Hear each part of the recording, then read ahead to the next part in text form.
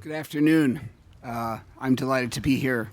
I am a jazz musician. I make my living by making things up on the spot, so I do not have prepared remarks. I hope I do not come to regret that.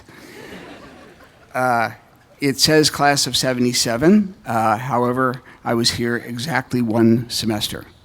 It was the fall of 1973. My best friend was looking at Grinnell, and I decided to go with him. And in the spring of 73, I had prepared to audition for a number of major music schools as a classical pianist, but I knew my heart was not in it. I decided to go to Grinnell, and I say that it is probably the best non-choice I've ever made in my life. I honestly figured that if I couldn't figure out what I wanted to do with my life in the middle of Iowa, in the middle of winter, I would never figure it out. And that proved to be the case. So many important things happened to me here in that 3 months.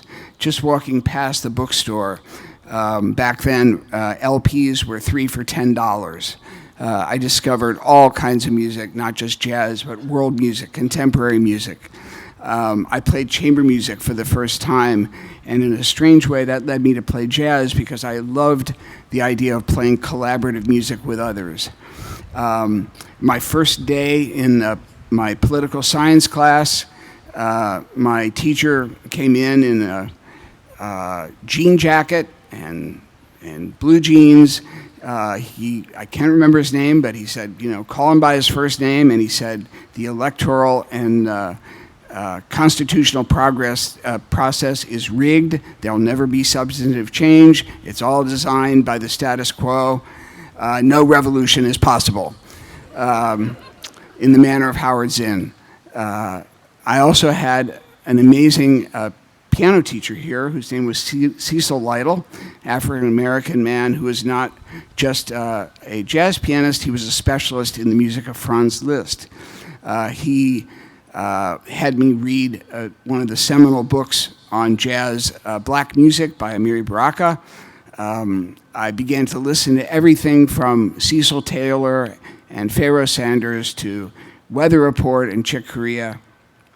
I began to feel like perhaps this is something I can do. I have a background as I can get around the piano pretty well. I know a lot about theory and so on and so forth. But another extremely important thing that happened to me was 1973, 1974 was the year of the energy crisis.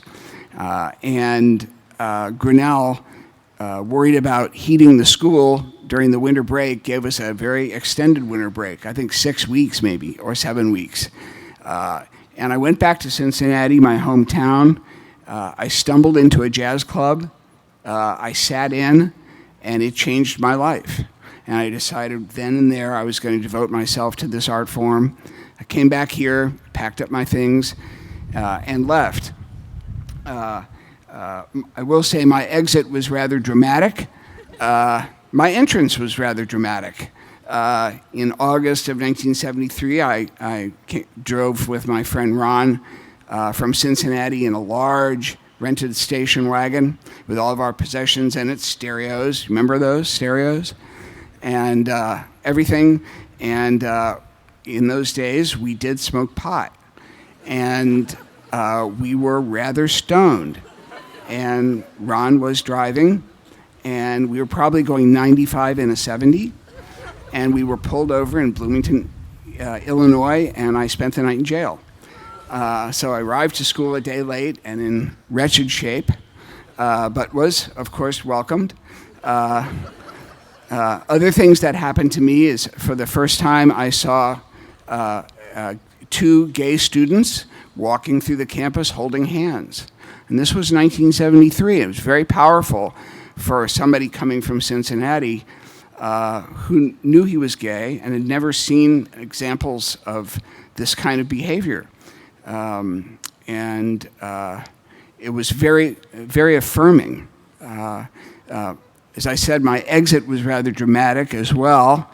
Driving home in the winter of 73, there were 6 of us in a 1963 Buick Electra, which was one of the biggest cars ever made, and a dog. That's very important, the dog. And we went into a snowdrift, spent about 6 hours there, but we had the dog to keep us warm, and we also had a bottle of Jack Daniels. Anyway, I had the privilege of playing last year with my trio in Herrick Chapel. It was great to be back here for the first time since 1973. This is an extraordinary place. Oh, one more thing. I learned to drink coffee here. You have this beautiful Rosenfield Center. We have what was called the Forum, which was not quite as glamorous, but coffee was 10 cents for the first cup and 5 cents a refill. So for 25 cents, you could really get quite a little buzz, which is used for late night studying. Anyway, it's an extraordinary place, and I do have a sense of the kind of personal and high-quality education that you have received. I wish all of you luck. Have fun. As I get older, I've now turned 60. I realize that fun is a huge thing. Serious fun, I think, is a good motto. So I wish all of you the best in whatever you choose to do, and I'm super honored to be here today. Thank you very much.